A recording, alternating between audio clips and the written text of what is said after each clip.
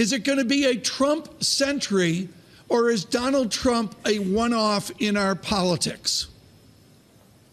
Well, that's one of the big questions. Is he going to tear up 70 years of building a system that we've seen since 1945, or is he going to wind up reinforcing it? And at this stage, it's an open question. Too soon to tell.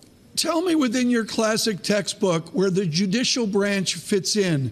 Is there a power and is there an independence of an American judicial branch?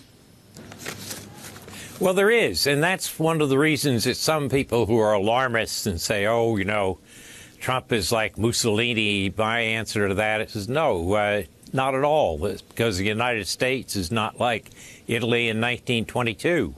We have separation of powers and a strong independent judicial branch, and we just saw it this past weekend with the past week with the executive order.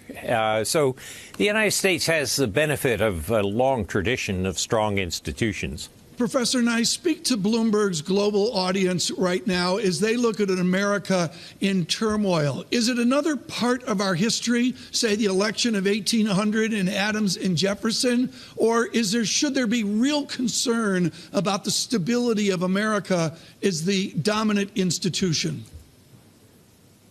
I still think the United States is a pretty robust society with pretty strong institutions.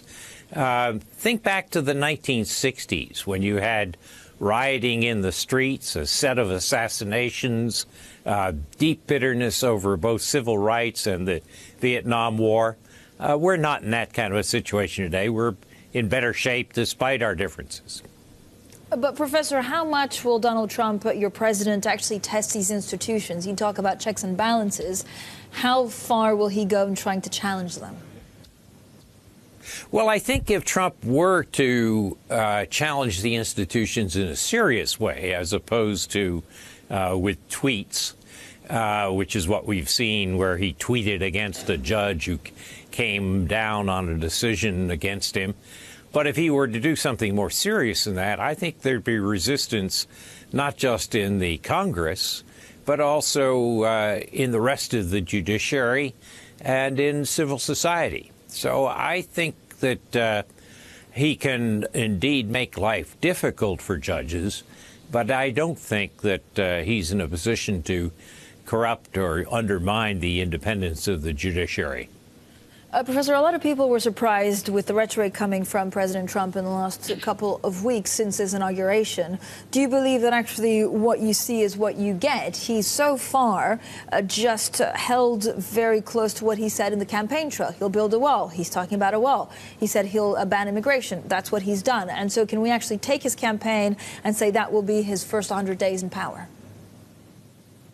Well, certainly President Donald Trump has tried to demonstrate to his followers, that his base supporters, that he is doing what he said. And that explains the executive orders, some of which were hasty and poorly thought through, as in the immigration order, and a lot of others which are primarily symbolic.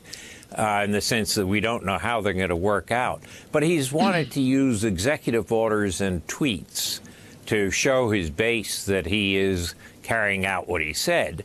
And that's important to him because, remember, he was elected by a minority. He's got to energize that minority.